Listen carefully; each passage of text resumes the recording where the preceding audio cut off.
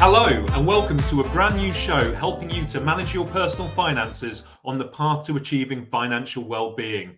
Each episode, we will have news, in-depth interviews and practical tips to help you navigate the day-to-day challenges of the cost of living crisis, saving for the medium term and caring for future you. I'm Charlie Goodman and I'm joined by my co-host Hiren Panchal.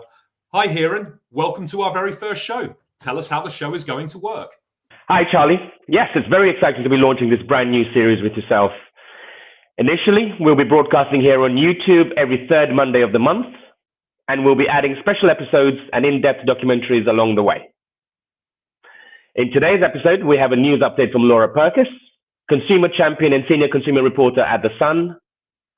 We also have an in-depth interview with Emma Waller, an award-winning financial author and money guidance and financial well-being expert. And Charlie, I have some great financial well-being tips. So, shall we get on with the show?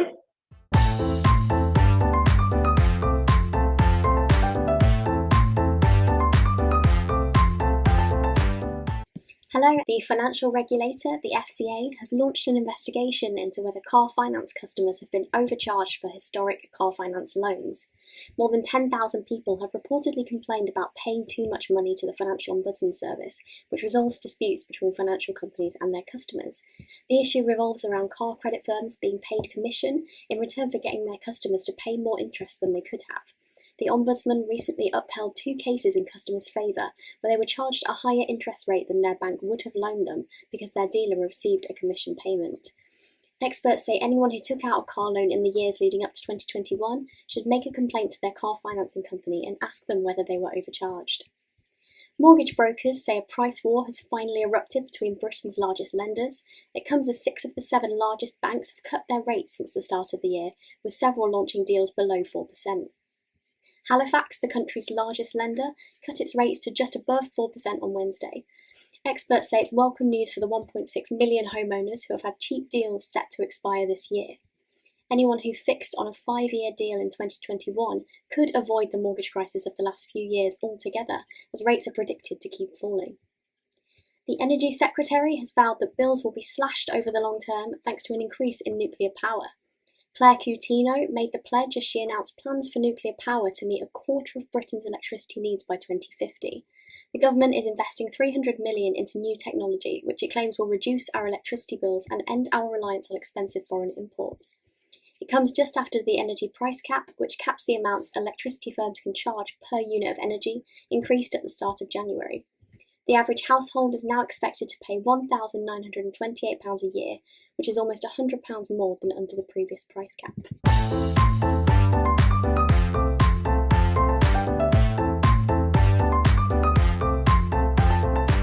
Thank you, Laura. We look forward to seeing you next month for more personal finance news. Next up, we have our special guest, Emma Waller, and as Hiren said earlier, Emma is an award-winning financial author.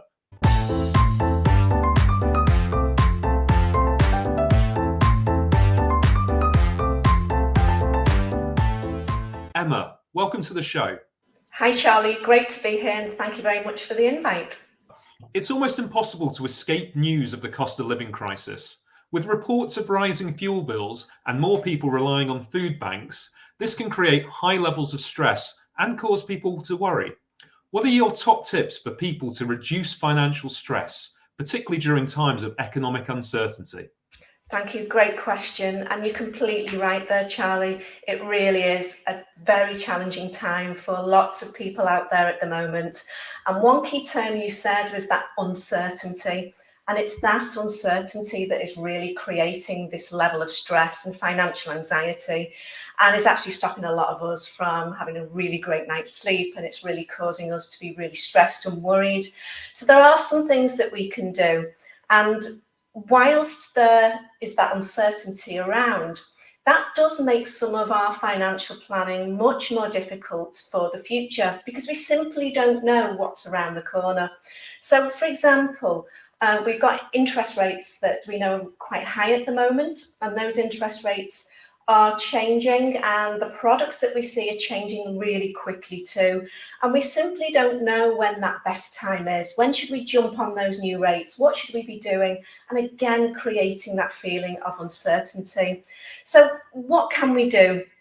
I think initially, first of all, we need to do some housekeeping. We really need to understand what we've got coming into the household or individually, whatever works best for you, and know your numbers. Really know what your priorities are. So first of all, find out what all those priority bills are that you're paying for, your council tax, find out what you're paying for your utilities if you don't know.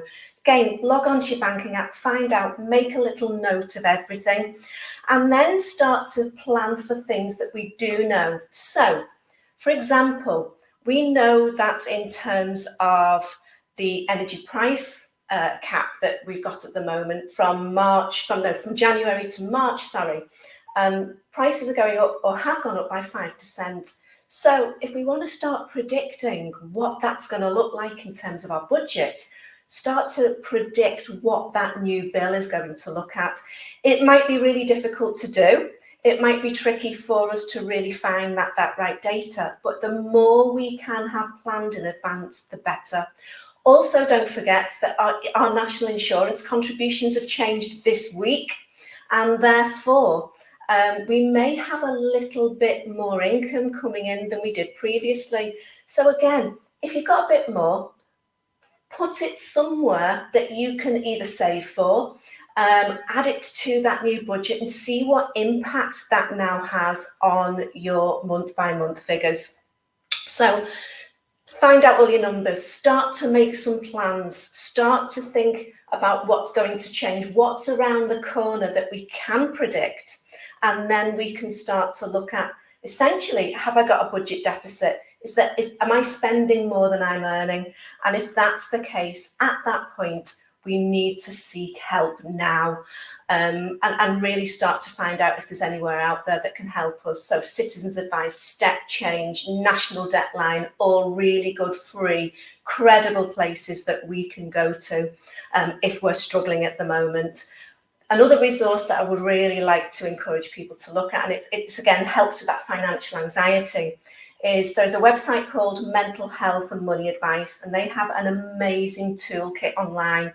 NHS use this. NHS recommend people take a look at that, and really it's a bit like a journal, and it gets us to really think about how we're feeling at the moment with our money, things that we can do, really practical ideas that support that financial well-being and our mental health at the same time. Thanks. Well, we often hear it said that people should try to build up an emergency fund. How important is it to have an emergency fund? And what advice would you give for building and maintaining one in the current financial climate? Thank you. Great question again. Saving, particularly for emergencies, is fundamental to our financial well-being.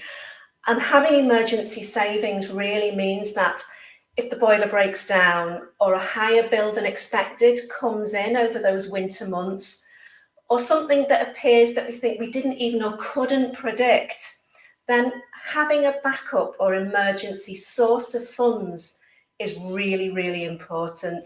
And furthermore, what that enables us to do is, again, it helps us reduce that anxiety, because it means that we've got something to fall back on in times that are more challenging. And so having that emergency savings account or putting some money somewhere allows us to sleep a little bit better, reduce that stress, stops us really worrying about some of those challenges. And also having it feels good. Psychologically, having savings is motivating. Savings brings a sense of satisfaction, and it helps us feel a little bit more in control. Now, lots of people who I talk to daily will say to me, Emma, it's impossible. I'm using up all my income for my expenses, for my bills. There's nothing left to save. Well, do you know what? To start building savings, we take a long-term approach to this. We start small. We start saving small amounts. over time, we make that more regular. We start to build it. We start to build good habits over time. And that way, we're really developing good ideas, good ways of building that emergency savings account that's really, really helpful.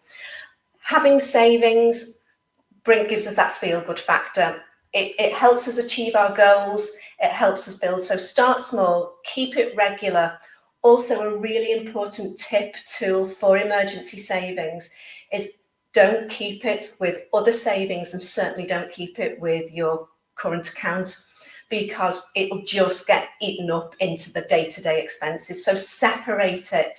Have a small savings space or a savings pot that really enables you to keep it separate from everywhere else. And more importantly, keep it accessible. So put it into an instant access savings account, because as we said it originally, emergency savings is that we might need it really quickly. So popping it into an instant access savings account, we're not going to get any great interest rates, any savings on that, but that's not its purpose initially. It's making sure we've got something that allows us to use for those times when we just need it. There are some really good online tools as well that can help with this. Some banks and also Money Helper. Money Helper is a fantastic website all around how to manage your money, how to control it. If you want to know how to save, Money Helper can show you. If you want to know how to bring down your debts, they've got solutions on there. And they have what we call an emergency savings tool. And it starts to talk to you about how much do you think you're going to need, what would be an acceptable amount for you. And it'll give you ideas about how you can achieve that. There's tons of debate out there as well as how much is enough. And again, through a lot of the deliveries that I do, people say, well, how much should I have? Really, there are three things to think about. First of all, first and foremost, everyone's different. So therefore, as a rule of thumb, you do what's best for you, for your family, for your household. So if you can only save £3, £4, £5 a month, a week, whatever it might be, doesn't matter. Having something is better than nothing. For some people, though, having that little bit more might be a bit more reassuring. So think 3 to 6 months income might be one way of looking at it, or even 3 to 6 months in bills. So if something was to happen, whether to your job, to your role, whatever it might be, having 3 to 6 months essential outgoings might be really worthwhile trying to keep. But remember, you're not going to achieve that overnight. It takes time, it takes commitment, and it takes dedication to actually achieving what you want. But always do something that you're comfortable with yourselves. In your experience, what are the most effective ways to tackle debt, and how can this alleviate financial stress? Stress is a really, really challenging element of our finances to tackle. And we always would suggest don't do it alone. There are some, again, as I've mentioned earlier, there are some fantastic organisations who provide free, credible debt support. So don't suffer alone. We know that when people are in problem debt, some of the problems that they have is they have this feeling of significant shame. They feel guilty. And what that means is we don't then express how we feel, and we find that really tricky to talk about because of the emotional responses it might bring with it. But the more we normalise these conversations around money and around debt, means that it means that we can tackle this with the support that's on offer. So we must take action. And as humans, what we tend to do is we tend to often, we bury our head in the sand with some of these things. We don't approach them in a particularly good way sometimes. So first of all, always talk to someone, whether that be a family member, a trusted friend, someone you can have that conversation with, seek help. But also when you're talking, please seek the help of the providers who you are indebted to. For example, if it's council tax that you think I'm going to go into arrears here, or I've not paid it, I'm in debt to the council, please, if you can, pick up the phone, let them know. Because remember, there's more options available to the provider that they can offer you than we can do acting alone. So they can make some changes to the way you're making your current payments. They can suspend things for you. They can put things into arrears until you start to be able to be on better terms or be able to manage it a little bit better. And remember, when we seek debt support too, they have even more tools in their sort of toolkits that allow them to act on our behalf as well. So if you find talking about this really difficult, seek help, because debt support can act on your behalf. They can speak for you, which means you don't have to keep relaying the terms and talking about it if you find it tricky. But always a good idea. Problem shared, problem halved. Don't do it alone. Try not to carry that debt, that guilt and shame, but do take action. One thing that I certainly know from experience is I train citizens advisors how to manage vulnerable clients. And one of the things they always say to me is that we really wish people came to us earlier. As soon as they identified that there's a problem, it's easier for them to come to us because there's more things they can do to support you. And one thing they always say as well to me is we wish people came to us with their budget prepared, because what that means is you can actually start to get the support a little bit quicker. Because what the debt support are going to do is they're going to say, show us your budget, and then you're going to go, oh, not done it. They'll send you away and tell you to come back when it's prepared. So if you can turn up to really that debt support conversation, whether it be citizens advice or somewhere locally, step changed, national debt line, if you turn up with your budget, more than likely you're going to get that support that little bit quicker. But remember, these services are extremely busy at the moment, so it may take you a little bit more time to get through. So please don't bury your head. Talk, seek help, and also prepare that budget in advance.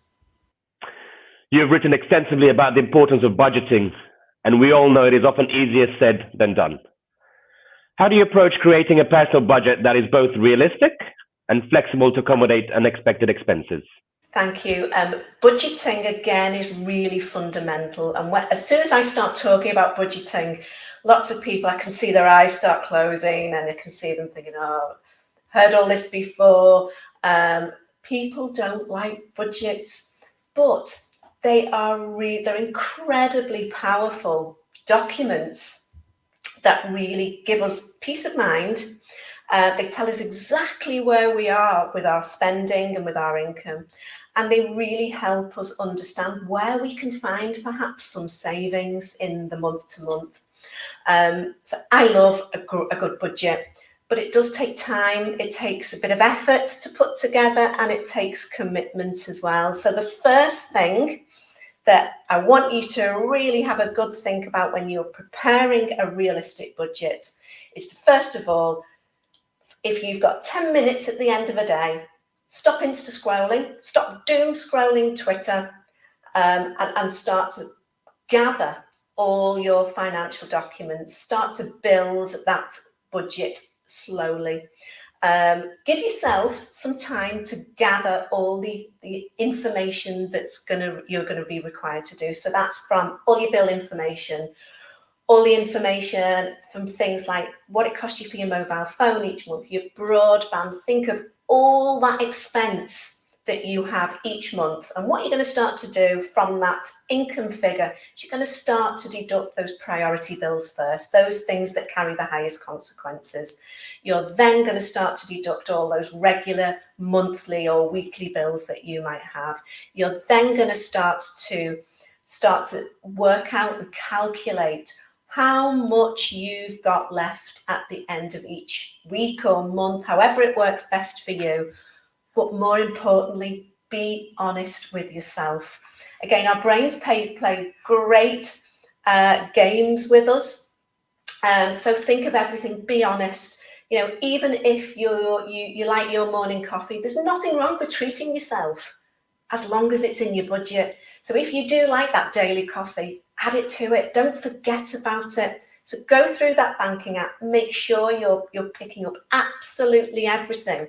Because remember, we can't solve a problem if we don't know where the issues are. And that's exactly what that budget does. It tells us exactly what's left over. Now, if you're thinking, I don't know where to start with all this, I'm really not sure where to begin with putting my budget together, let technology be your friend. There's some amazing online free budget planners out there.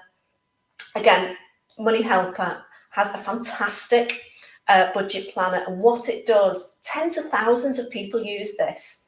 It's on their website. It's you can save it in your own area, but it'll ask you the question. So all you need are your numbers, and it'll start to populate your budget together for you. So it'll create it just by simply asking you for the numbers. It'll never ever ask you for account details or whatever. So again, relatively safe and secure to use. Money Saving Expert and Citizens Advice both do have similar apps or online spaces where you can go to help you put that together. And really what we're looking for once we've got this beautiful budget put together is we're looking to answer a couple of questions. First of all, is my income greater than what I'm spending? Fingers crossed it is. If it's not, it means we've got what's called a deficit budget. And that deficit budget means we are spending more than what we've got coming in each month. And that's when we need to seek help. Also, what we want to ask ourselves is, what can I reduce? What bills can I change? What's realistic for me? If you're looking at it and you think, do you know what, that broadband bill looks really expensive, start to think about, right, am I out of contract? Can I change? Should I move? What other options are out there for me? And where can I save that little bit more? Other questions when you're looking at that budget: what do I want to change and what do I need to change? And then once you start playing about with it, again, it starts to become much more easier to do. And don't be scared of changing your budgets if things don't really work out, because that becomes the problem. We often don't use it or we don't track it because we think it doesn't work out. It never says what it should do. And I think that's one of probably the problems with it. So don't be scared to make changes to your budget if things don't really seem to be as you planned them originally. Well, we're sometimes our own worst enemy when it comes to doing things we know will benefit us in the long term against shorter term things that make us feel better temporarily. Can you discuss the psychological aspects of spending and how our viewers can better manage impulsive buying to improve their financial well-being? Thank you. Spending money is complex. It's not simply a transaction. When we spend money, it's emotional. Sometimes we spend because we're happy. Sometimes we spend because we're sad. Sometimes we spend out of impulse, as you quite rightly recognise in the question there. And how we think about money really does determine what we do with it. In fact, a really great sort of statistic, I'm not sure who said it, but money management is 20% mechanics, 80% psychology. And I think that really does help us understand that sort of spending and the psychology that sits alongside it. We often carry lots of beliefs as well with our spending, and these beliefs can sometimes really limit and restrict that relationship we have with our money. So when we spend, we actually release and have a sort of set of hormones that will impact on us. So first of all, we have that adrenaline rush, and we say that, we're going on a spending spree. It's not probably the right terms we might want to use, but that spending spree sort of terminology is again something that we tend to say. And that adrenaline is really, up for the challenge, really looking forward to this, that spending or whatever it might be. We also have what's called dopamine, and that's our reward. So again, that feeling of a reward that we get from spending money too. And one of the most important ones is our endorphins, and that gives us that pleasure, the pleasure we get from spending. Not all of us get them in equal measures. Some of us might get less of that than others certainly do. But those who have that impulse to spend will probably have, we'll get that adrenaline, we'll get those feelings of pleasure when we're spending money.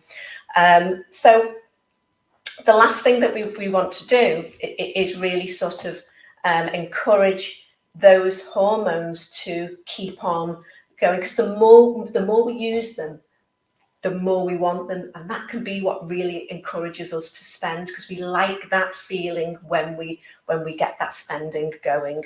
So what can we do? First of all, if we know we're an impulse spender, we need to slow down the process of purchasing, and we can do that in a number of ways, particularly when we're online.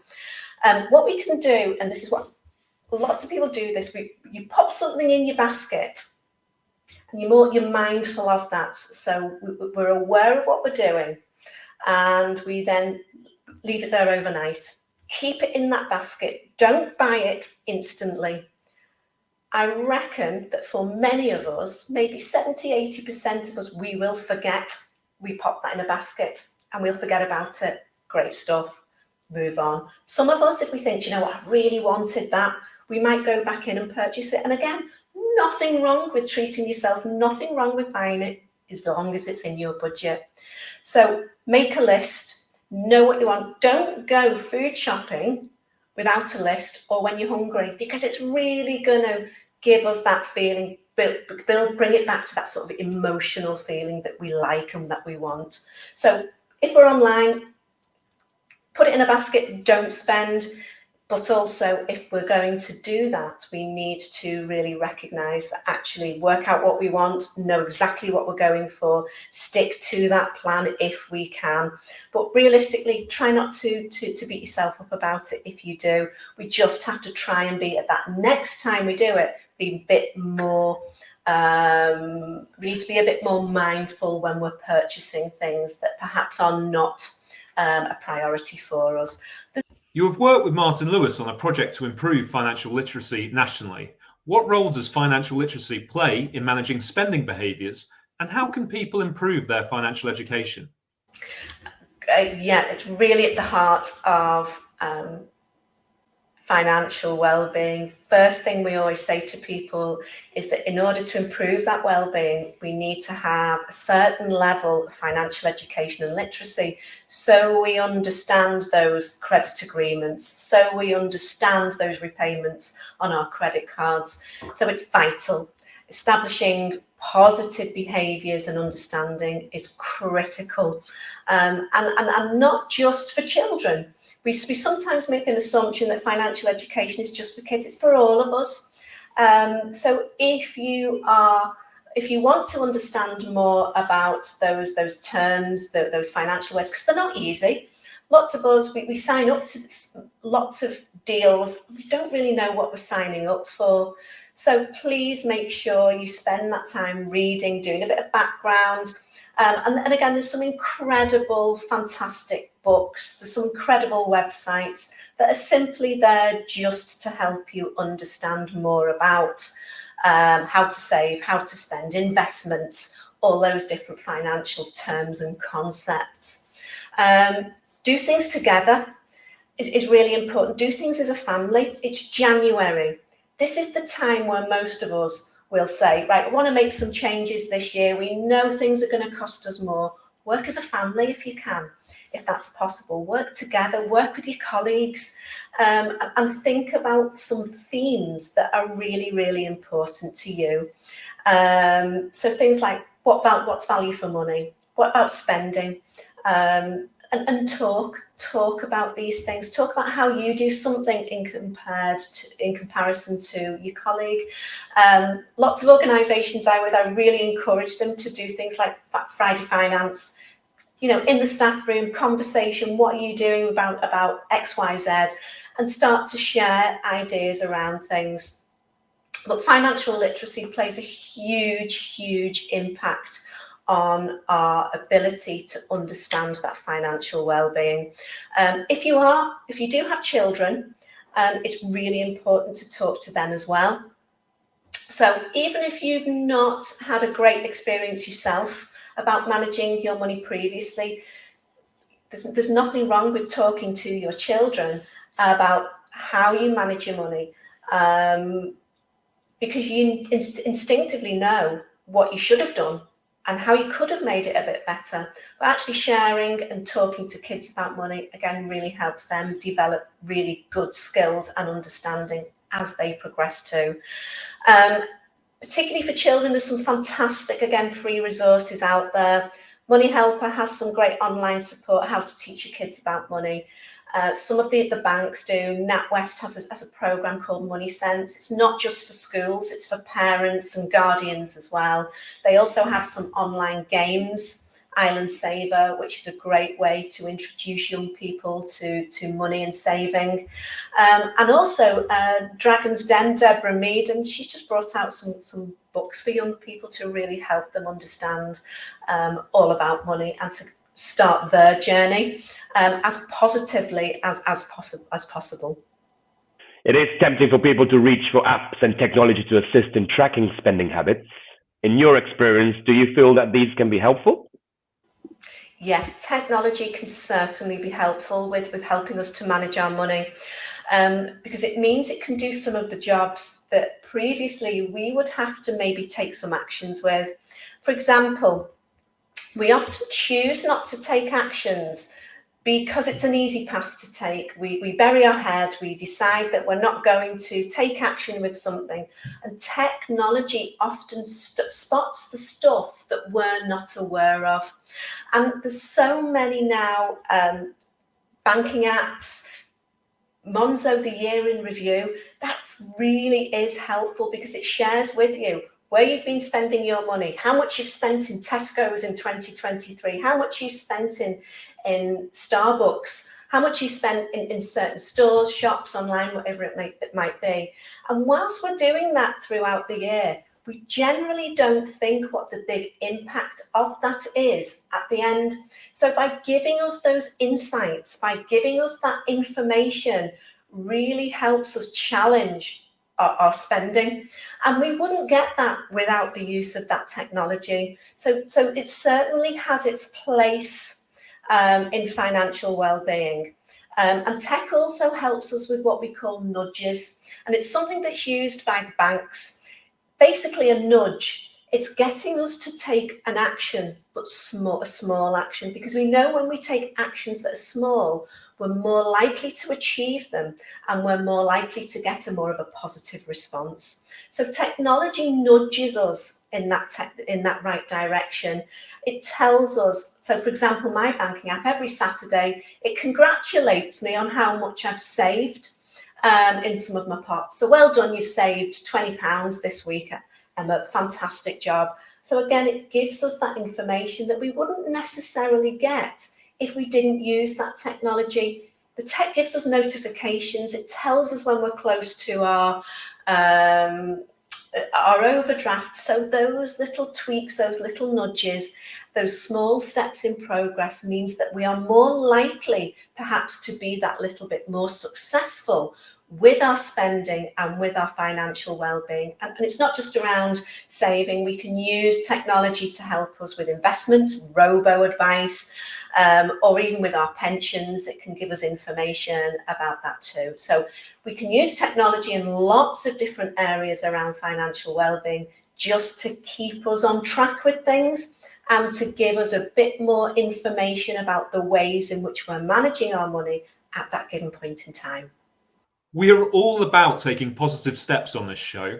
What are some simple, everyday actions people can take to improve their financial well-being without feeling overwhelmed? Okay, number one, and I've said some of these throughout the session, but just to sort of give you a sort of comprehensive, a bit of a tick list really.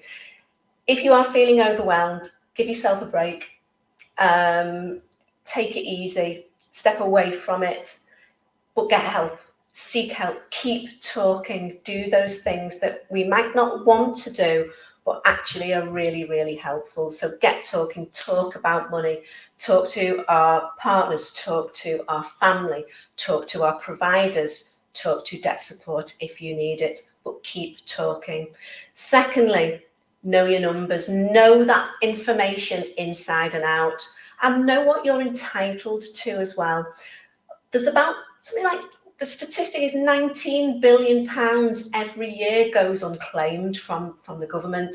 So if you're thinking, do you know what, I work part-time, I maybe work less than X amount of hours a week, I wonder if there's anything that can help me top up that income.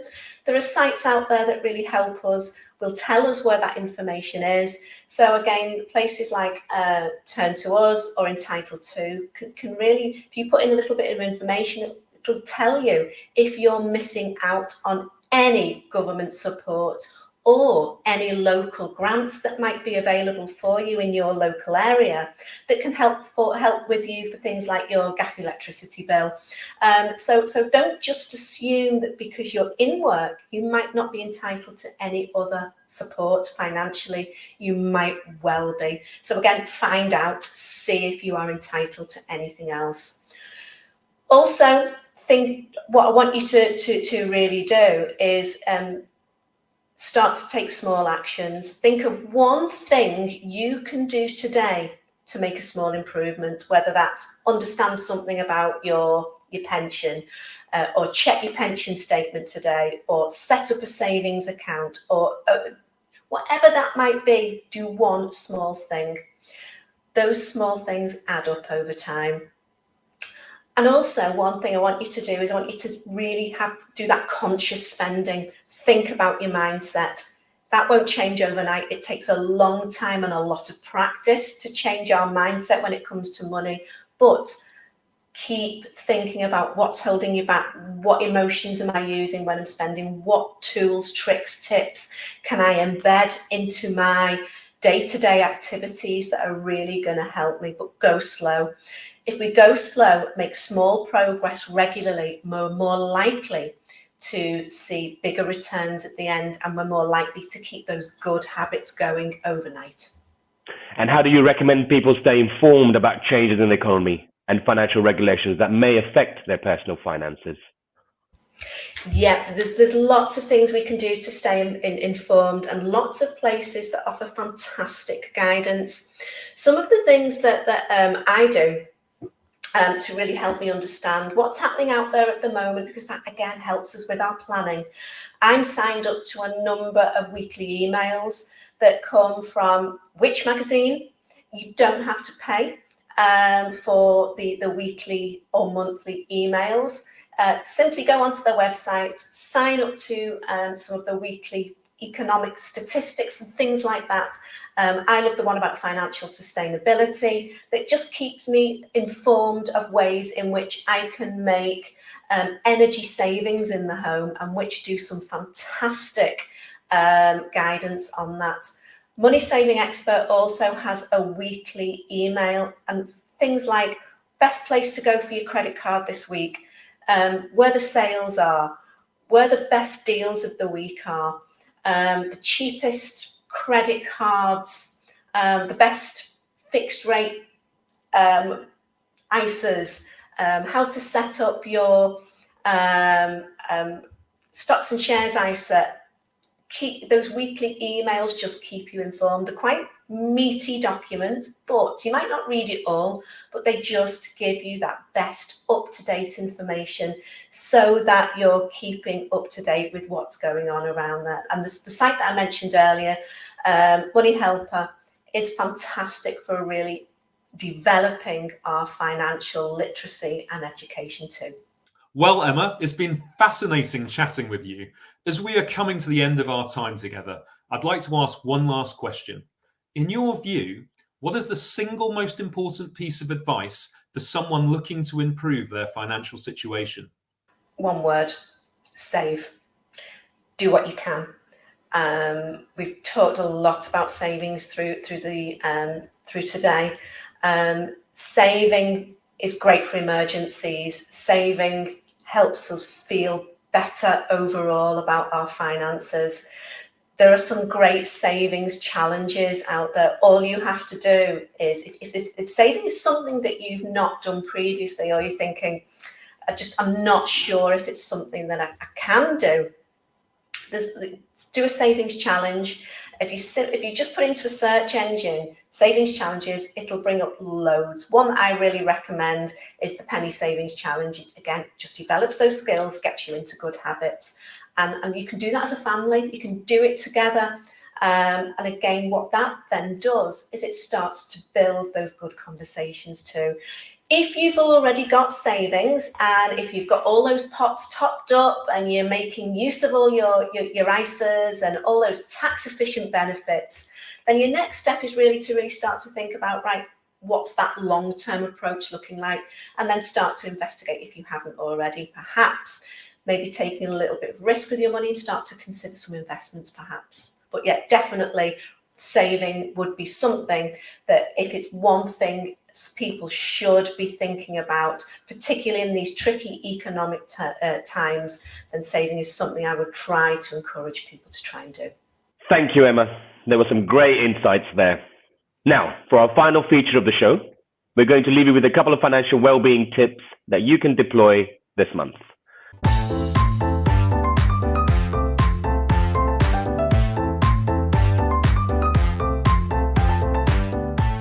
You first, Charlie. What do you have for us? So today is Blue Monday, the 15th of January, the day that things like our credit card bills begin to arrive. And generally, psychologists say that we will feel most depressed following Christmas and the excitement of the festive period. So my financial well-being tip of the day is give yourself a break. Okay, we've talked a lot today about the various things you can do to resolve your financial issues and to become more engaged with your education and finances, and also getting on top of your money. But the key thing is, for me, is giving yourself the time to gradually get into that. Okay, you've probably got a lot of resolutions at the beginning of the month and the beginning of the new year. So do try and do some financial tips as we've given you today, but give yourself some time to ease into them. Small things first will build into bigger things over time. Love that, Charlie. Thank you. Give yourself a break. That's always a great well-being start to the year. And my tip would be to keep with the theme of what we've been discussing with Emma for the day, is actually building up that emergency fund, actually, because you can automate with all the sort of tech and apps that are out there. You can round off anything you pay for online and have the pennies hopefully eventually make pounds for you during the course of the year. So automating your emergency fund through the apps, or even doing it yourself, is probably a good starting tip from me for January. That's a great tip, Hiren. And that is the end of the show. I would like to thank Laura for bringing us the news, and Emma for being such a great first guest. Thank you, viewers. We'll be back next month with more great guests and practical financial well-being tips. So we will see you then. It's a bye from me and a bye from Charlie. Bye now.